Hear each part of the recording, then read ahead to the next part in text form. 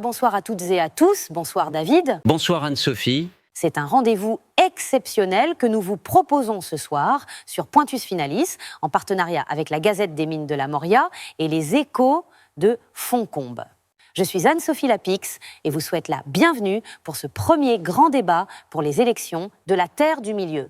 Nous recevons aujourd'hui plusieurs candidats prétendant à la gouvernance des peuples qui répondront à nos questions. Bonsoir à tous et à tous. Je suis David Pujadas et co-anime ce débat qui promet d'être riche en échanges et en perspectives sur l'avenir de la Terre du Milieu. Ce soir, nous aurons l'occasion d'entendre les propositions de nos différents candidats ainsi que d'explorer les enjeux cruciaux qui façonneront le destin de notre monde. À l'issue de ce débat, nous vous encourageons à participer au processus démocratique en votant pour votre candidat préféré.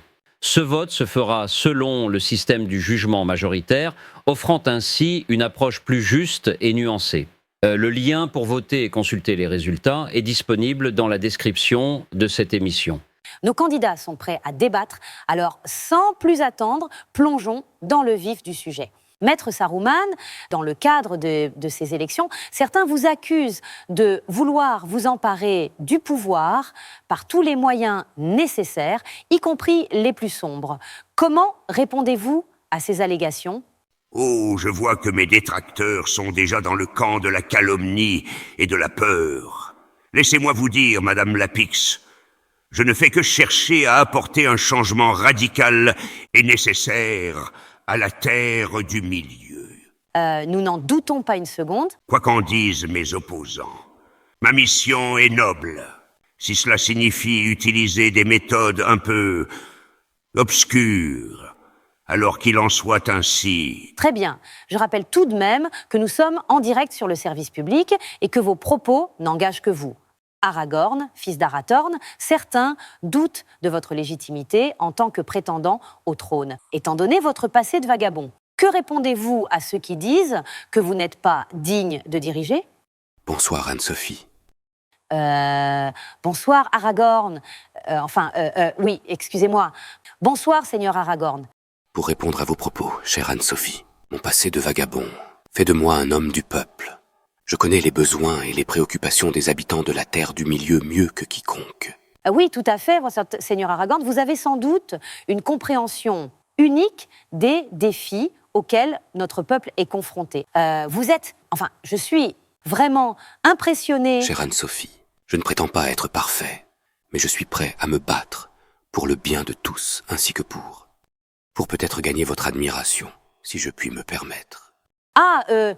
Oui, bien sûr. C'est tout simplement formidable. Vos paroles sont incroyablement inspirantes. Les présentations sont-elles terminées ? Oui, passons maintenant à un sujet tout aussi délicat.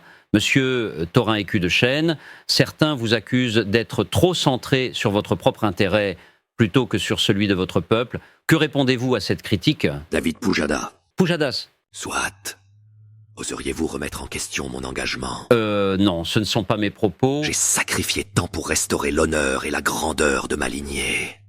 Si certains ne peuvent pas voir la noblesse de ma cause, alors c'est pure perte.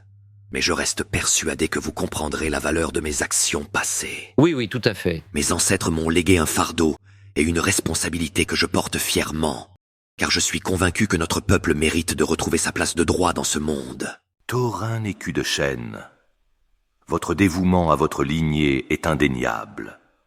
Mais la grandeur d'un leader ne réside pas seulement dans ses sacrifices personnels, mais dans sa capacité à unir et à servir son peuple. Puisque vous venez de prendre la parole, Seigneur Elrond, certains vous voient comme un leader déconnecté de la réalité, plus préoccupé par les affaires des elfes que par celles des autres peuples. Comment réagissez-vous face à ces remarques ? Les affaires des elfes sont étroitement liées à celles des autres peuples. Ignorer cela serait une erreur. En tant que dirigeant du peuple des elfes, Je m'efforce de prendre des décisions qui bénéficient à tous, même si cela signifie parfois faire des compromis difficiles. Excusez-moi de prendre la parole, mais des compromis difficiles, dites-vous? Maître Gandalf, Oui, c'est peut-être là que réside le vrai problème, Elrond. Peut-être que vos compromis, au lieu d'être le fruit d'une véritable démocratie, ne sont que des demi-mesures qui laissent chacun insatisfait, perpétuant les vieilles divisions et les intérêts particuliers. Oh, bien sûr, Gandalf, le grand visionnaire. Maître Saruman, Oui, c'est moi. Gandalf, disais-je, toujours prêt à nous donner quelques leçons de bien-pensance. Mais laissez-moi vous dire, mon cher ami, que dans le monde réel, les compromis sont souvent nécessaires pour maintenir l'ordre et la stabilité. Peut-être que vos idéaux éthérés sont mieux adaptés aux contes de fées qu'à la réalité brutale de la Terre du Milieu. Après tout, qui a besoin de démocratie quand on peut avoir la toute-puissance et l'éclat du pouvoir absolu ? Ah, je vois que le fils d'Arathorn voudrait réagir. Juste une toute petite chose. Je vous en prie, Seigneur Aragorn, exprimez-vous. Gandalf, vos idées sont très honorables. Mais dans un monde aussi complexe que le nôtre, où les enjeux sont souvent bien plus grands que ce que le peuple peut appréhender, nous devons nous assurer que chaque voix soit entendue, mais aussi que les décisions prises soient mûrement réfléchies. La clé réside peut-être dans un équilibre subtil entre une participation directe du peuple et une représentation souveraine. Il est génial. Excusez-moi de vous interrompre, Aragorn, mais je crois que M. Gollum cherche à partager son point de vue sur cette question. Oui, Gollum a quelque chose à dire, mes précieux. Le petit peuple, les petits poissons, ils ne devraient pas décider de choses importantes. Gollum pense que les grands chefs devraient tout décider.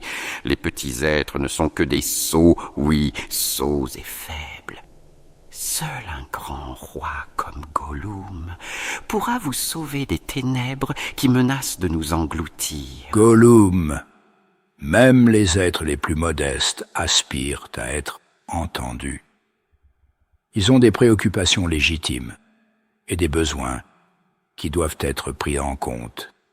Leur participation à la chose publique ne leur donne pas seulement une voix, mais aussi un pouvoir, et c'est ce qui rend notre société plus équilibrée et juste. Non, pas juste du tout. Gollum veut le pouvoir pour lui tout seul. Il ne veut pas que les petits poissons le prennent. Mon précieux pouvoir. Et il sera pour moi. mesdames et messieurs, je pense qu'il est préférable de raccompagner Monsieur Gollum en coulisses afin de poursuivre sereinement la deuxième partie de ce débat après une petite pause. Besoin d'une escapade inoubliable? Envie de vivre une aventure hors du commun? Alors ne cherchez plus. L'agence de voyage Hobbit Aventure vous propose un séjour inoubliable dans la pittoresque comté en Terre du Milieu. Pendant une semaine, plongez-vous dans la vie paisible des Hobbits, découvrez leurs traditions et explorez les magnifiques paysages de la comté. Vivez une expérience authentique en séjournant dans des auberges confortables et en dégustant la cuisine locale. Explorez les chemins secrets, visitez les villages pittoresques et rencontrez les chaleureux habitants de Cul-de-Sac.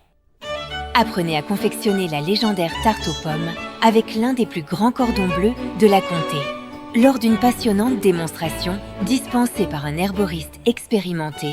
Découvrez les secrets de l'herbe à pipe. Profitez de notre forfait tout compris, incluant l'hébergement dans une charmante maison Hobbit, des repas traditionnels préparés avec amour et des activités telles que des promenades à dos de poney ou la visite de pubs réputés pour leur convivialité. S'asseoir au bar et discuter avec les habitants autour d'une grande chope de bière est une expérience unique à ne pas manquer. Réservez dès maintenant votre séjour dans la comté avec l'agence de voyage Hobbit Aventure. Une semaine de dépaysement total et de souvenirs inoubliables vous attendent. La comté, ça compte.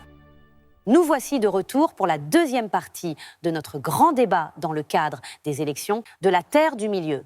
Avant de commencer, je dois signaler que M. Gollum a eu un malaise et qu'il ne pourra malheureusement pas se joindre à nous. Nous lui souhaitons bien entendu un prompt rétablissement.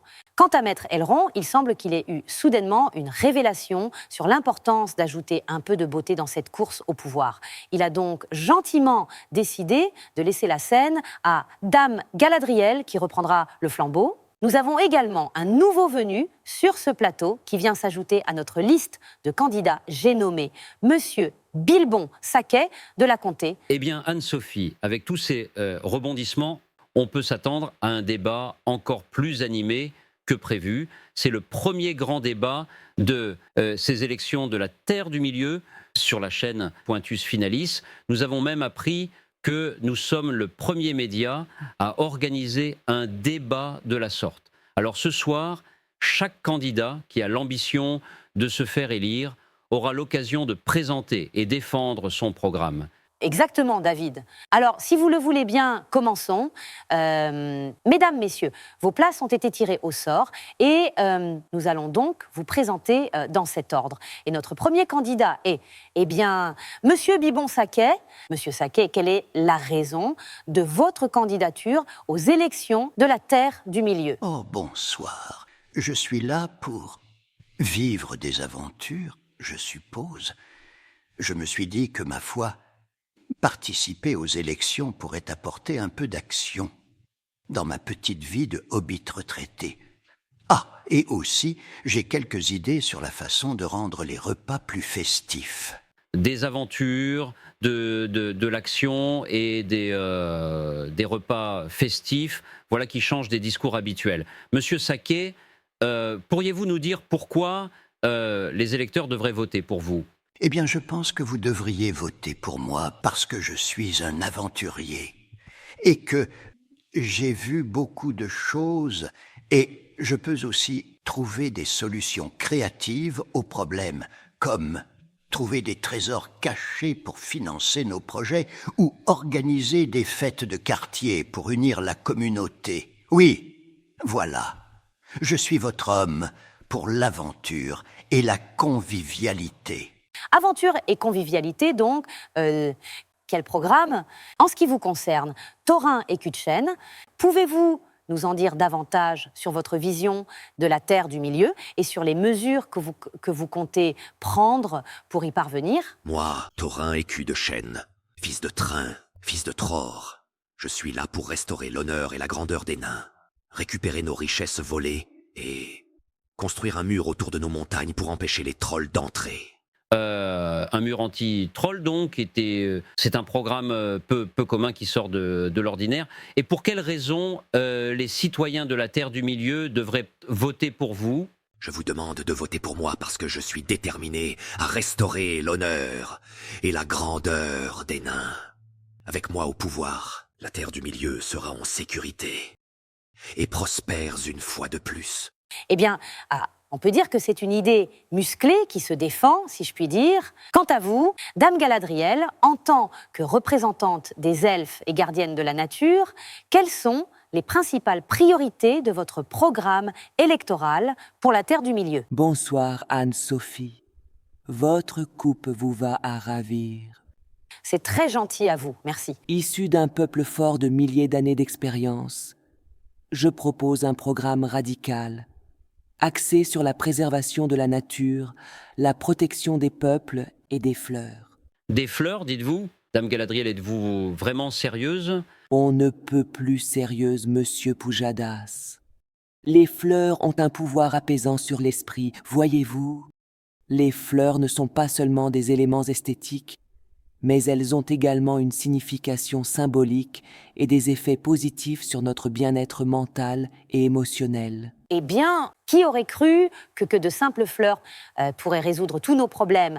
Mais revenons à nos moutons, ou devrais-je dire, à nos prétendants, enfin, à la gouvernance, bien entendu, de la Terre du Milieu. Quant à vous, Seigneur Aragorn, je voulais juste vous demander si pourriez-vous nous en dire un peu plus sur les fleurs, sur votre programme politique? Bonsoir Anne-Sophie. Rebonsoir, Aragorn. Mon programme est d'instaurer le plein emploi en 3 points. D'abord, je vais encourager la création de nouvelles forges naines, spécialisées dans le recyclage des armures usagées en objets d'art. C'est magnifique. Ensuite, je ferai construire des auberges dans chaque village, afin que chaque hobbit puisse trouver un emploi de tavernier en traversant la rue. Quel génie! Enfin, chaque elfe pourra dispenser des cours de danse sur les places publiques et créer ainsi des emplois culturels. Voilà, Anne-Sophie, avec moi, chaque être de la Terre du Milieu aura sa chance. Des promesses d'emploi pour tous dans des secteurs essentiels. C'est un programme très ambitieux, Seigneur Aragorn, digne d'un grand roi. C'est tout simplement extraordinaire. Maître Saruman, certains de vos adversaires ont présenté des programmes axés sur la prospérité économique, la préservation de l'environnement et la sécurité des peuples. Comment répondez-vous à ces propositions et quel serait votre propre programme pour la Terre du Milieu ? Monsieur Pujadas, pour ma part, je n'ai pas de programme en 3 points, car je n'aspire qu'à une seule chose, la guerre. Tous vos beaux discours ne sont que de la poudre de Merlin Pimpin, des artifices magiques de pacotille. La seule façon de garantir notre survie sur ces terres hostiles est de nous préparer à affronter nos ennemis avec toute la force de notre armée. Voilà des paroles lourdes de sens, Maître Saruman. Pensez-vous que la guerre est à nos portes ? Absolument, monsieur Pujadas. Et ceux qui pensent le contraire sont des rêveurs idéalistes. Je vous demande de voter pour moi car je suis prêt à prendre des mesures radicales pour protéger nos terres et nos peuples. La guerre approche, mes amis, et nous devons être prêts à affronter notre destin avec courage et détermination. Votez pour la force, votez pour la sécurité, votez Saruman. Eh bien, le message a le mérite d'être clair et sans ambiguïté. Voici enfin notre dernier intervenant, Maître Gandalf. Nous avons entendu diverses propositions ce soir, mais pouvez-vous nous dire quel est votre programme pour la Terre du Milieu ? Que proposez-vous pour façonner leur avenir ? Bonsoir, Anne-Sophie Lapix. Sachez que l'on ne peut pas penser à l'endroit avec des mots mis à l'envers. Élire n'est pas voter. Élire, c'est renoncer à voter. Que voulez-vous dire exactement ? Quand vous votez, vous décidez, mais quand vous élisez, vous renoncez à décider. C'est pourquoi mon programme est simple, la démocratie directe. Je crois en la sagesse du peuple et en sa capacité à prendre des décisions éclairées pour le bien de tous. Avec une véritable participation citoyenne, nous pourrons construire un avenir meilleur pour la Terre du Milieu. La démocratie directe, voilà qui change des discours habituels. Maître Gandalf, certains se demandent d'ailleurs pourquoi vous vous portez candidat à la gouvernance, étant donné votre aversion pour le pouvoir. Qu'avez-vous à dire à ceux qui espèrent voir votre nom sur les bulletins de vote ? Je leur dis tout simplement, mes amis, je ne vous demande pas de m'élire pour tout décider, car je crois en la sagesse du peuple. Si vous me désignez à la gouvernance, je ne serai là qu'en tant qu'arbitre. Dans une société où chaque voix compte, chaque citoyen a son mot à dire dans les décisions qui les affectent. Je vous encourage donc à voter pour l'avenir que vous voulez voir, quel qu'il soit, que la liberté et la sagesse guident votre choix. Tout cela ne sont que des balivernes. Je refuse de perdre mon temps dans cette mascarade. Je préfère m'en aller et laisser ces naïfs se débattre dans leur utopie illusoire comme des enfants perdus dans les brumes du marais. Adieu et bonne chance avec vos chimères. Adieu, Saruman. Que votre soif de pouvoir ne vous aveugle pas aux véritables richesses de ce monde. Souvenez-vous, le vrai pouvoir réside dans le cœur et la volonté du peuple. Et c'est lui qui détient le véritable destin de la Terre du Milieu. Sur ces mots pleins de sagesse, nous concluons donc ce débat électoral. Il est clair que les opinions divergent et que les visions de l'avenir de la Terre du Milieu sont nombreuses. Nous remercions tous nos candidats pour leur participation et leurs idées, même si elles peuvent parfois être controversées. Eh bien, merci infiniment. C'était Anne-Sophie Lapix, accompagnée d'Aragorn, accompagnée de David Pujadas. Et merci à tous nos candidats pour leurs interventions passionnantes ce soir. Quel que soit le chemin que vous avez décidé de suivre, nous vous encourageons une nouvelle fois à participer aux élections de la Terre du Milieu en suivant le lien disponible dans la description de cette émission. Sur ces bonnes paroles, nous vous souhaitons à toutes et à tous une excellente soirée. David, j'ai l'impression que ça sent un peu le chaud, non? Oui, effectivement. Bonsoir, misérable créature. Voici mon programme en un